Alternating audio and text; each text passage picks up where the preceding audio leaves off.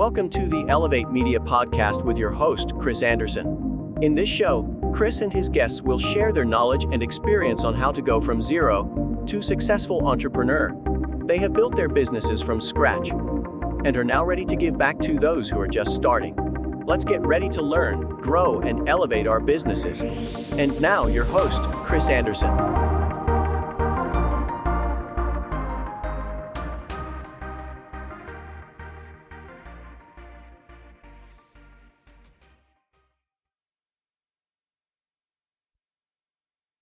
All right, welcome back to another recording of the Elevate Media Podcast. I'm Chris Anderson, and we've created this show to help people like you, men and women entrepreneurs out there building businesses that will change your family's futures.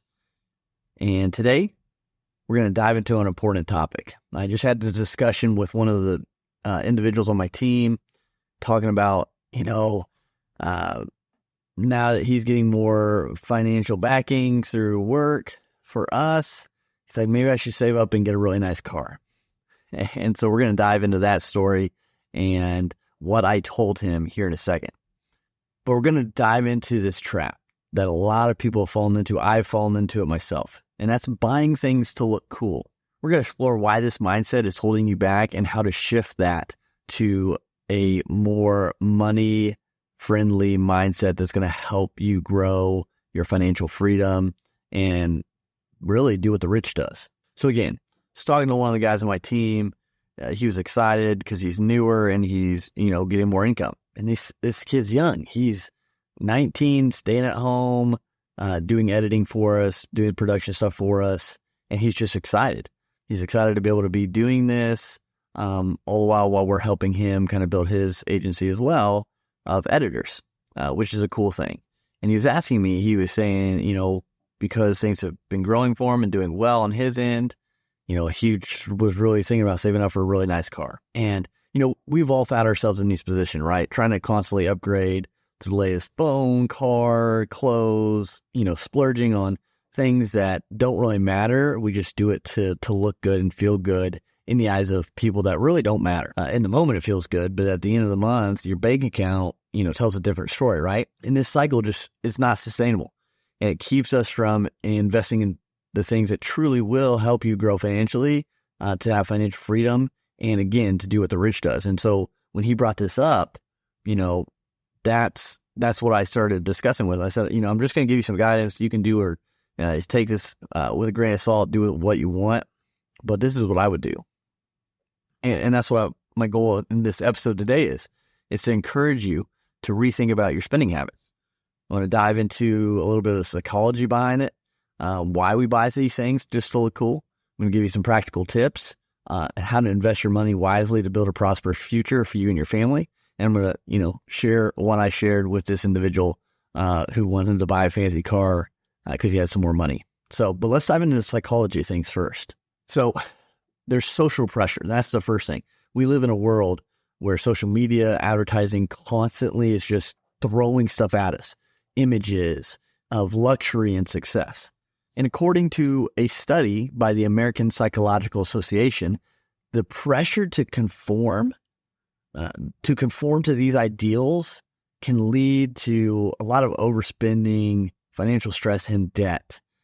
We buy things not because we need them, but because we want to fit in or impress our peers. So that social pressure is really the driving force a lot of the times. Our ego plays a part in that, and we just want to be liked.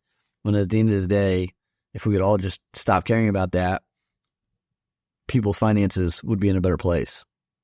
And we also have this thing in our head for instant gratification. This is where we get immediate pleasure from buying something new, from having a result happen instantly, that dopamine effect. And a study published in the Journal of Neuroimage found that our brain's reward system lights up when we make a purchase and gives us this temporary high. But how many times have you bought something expensive, a coaching program, a car, a dishwasher, something, an appliance that's expensive, and you have that temporary high, you're excited, and then the next day it's the opposite. You have that buyer's remorse. That's what plays part with that dopamine effect in the brain.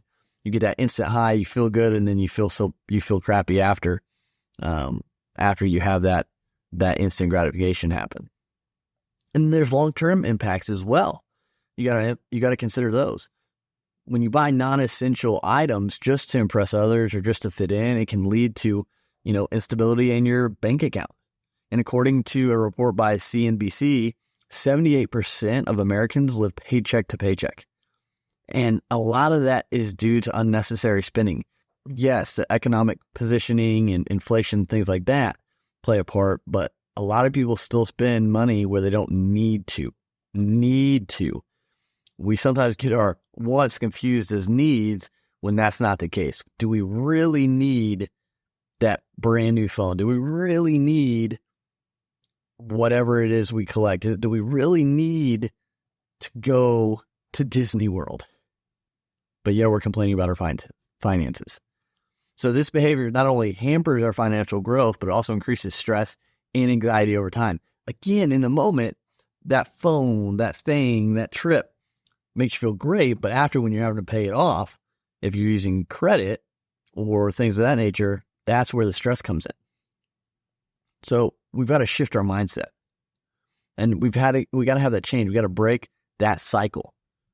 Our mindset has to go from just consuming to investing. And this is what I started to talk about my teammate's position, because he was all excited, wanted to buy that new car. So I told him, I said, this is what I would do. And this is what I'm working on towards right now. I could buy a really nice car, material things that would look good to others, in the eyes of others. But I told him I don't care, because I have bigger goals that I'm trying to accomplish and I want to get to. And I want to put my money, I want to save up money so I can put money towards things that are going to make me more money. Because once you do that, when you have enough things just making you money with little work, little effort, then you have that reoccurring revenue. You have higher profits. Then you have things that are making you enough per month that can be allotted towards that new car, that trip, things like that. But if you can build a foundation of business, boring businesses, things that have good ROI that you don't have to do a lot with, not a lot of overhead, you're going to have multiple of those. You can really invest in other things, and then you have that passive income coming in that you can put towards paying for that nice car, paying for that nice house, whatever it is.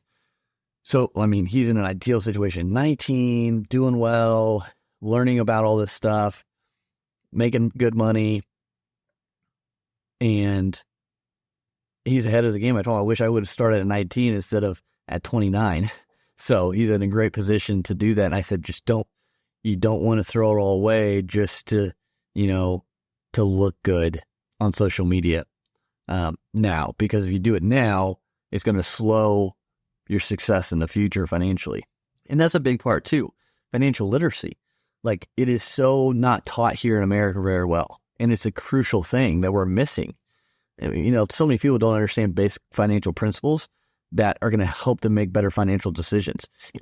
I definitely didn't learn it. I made so many mistakes, in finances growing up, and even start a business, just things I had to learn, and I've learned along the journey.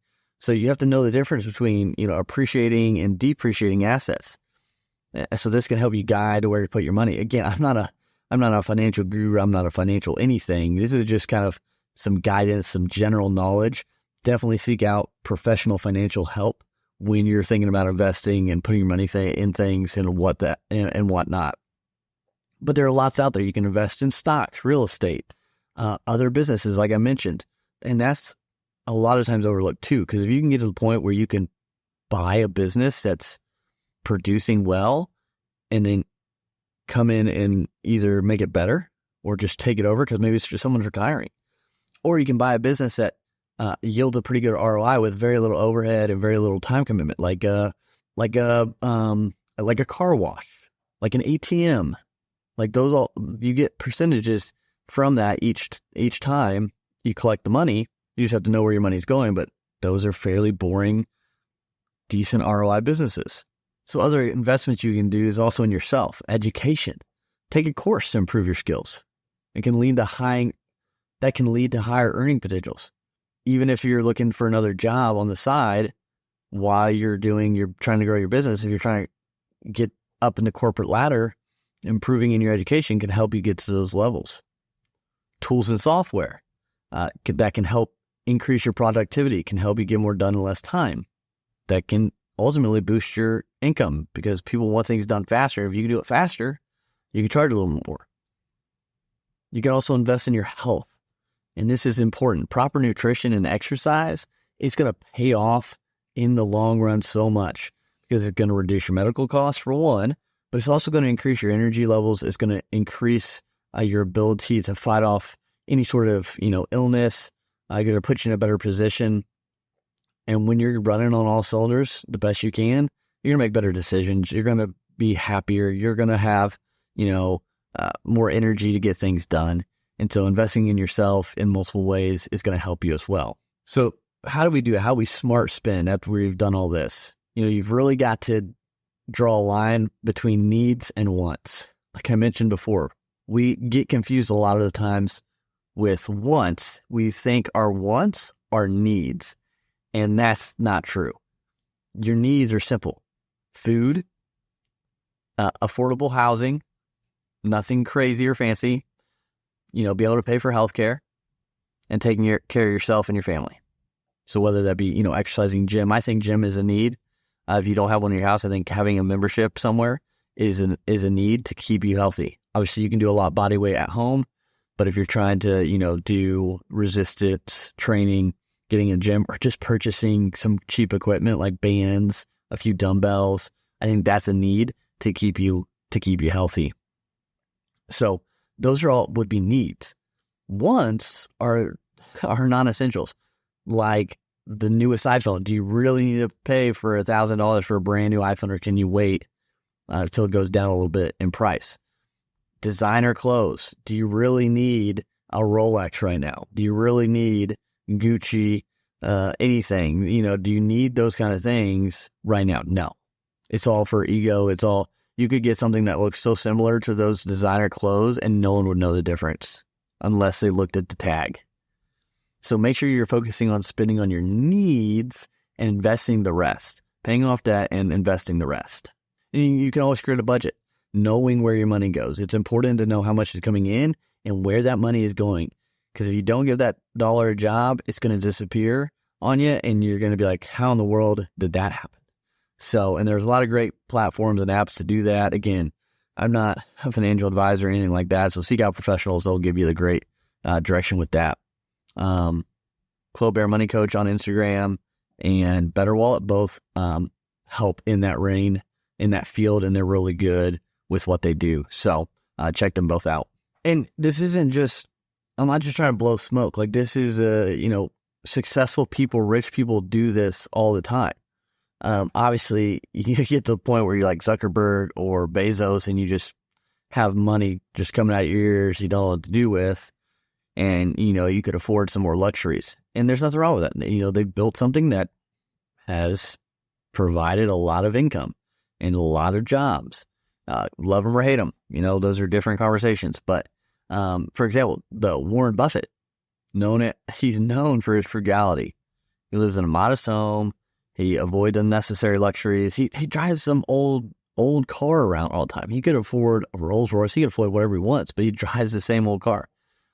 He just focuses on smart investments, and that's what's made him one of the richest people in the world. But again, to get to that point, you have to have the discipline not to just throw away your money on stuff to look good on social media. So what have we learned? The key takeaways from this episode, hopefully, is that prioritizing your investments over things that are just going to collect dust or going to put you in debt. If you can do that, if you can prioritize those investments, you're going to have much better outcomes with your finances and your business. Focus on the long-term gains rather than short-term pleasures. You can build a more secure and prosperous future if you do that. All right, so where do you go from here? First, review where your money's going right now. Track your expenses for a month. Figure it out. See where all your money is going. You'll be surprised probably how many subscriptions you have you don't remember or even understand how much they've increased. They'll give you a clear picture of what's going on and understand what you can cut out to save, and invest a few more dollars. So, and then set your goals, figure out what you want to do.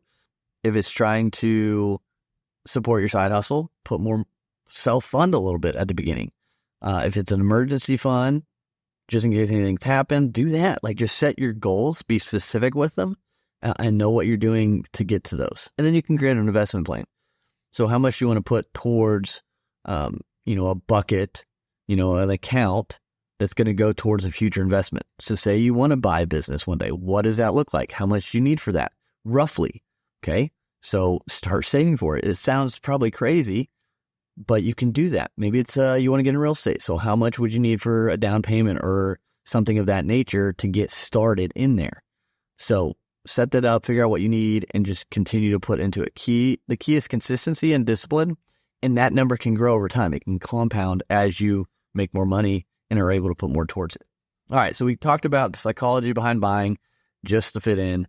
We talked about the importance of shifting your mindset towards more investment style financial approaches, give you some practical tips and the success story of Warren Buffett, but also the story I had with one of my employees. And so I want to encourage you to take control of your financial future. It might seem challenging right now, especially with the time we're in. But if you can get that mindset right, you can have the discipline, have those strategies, you can truly make a difference of your future. Thank you for tuning into the Elevate Media Podcast today.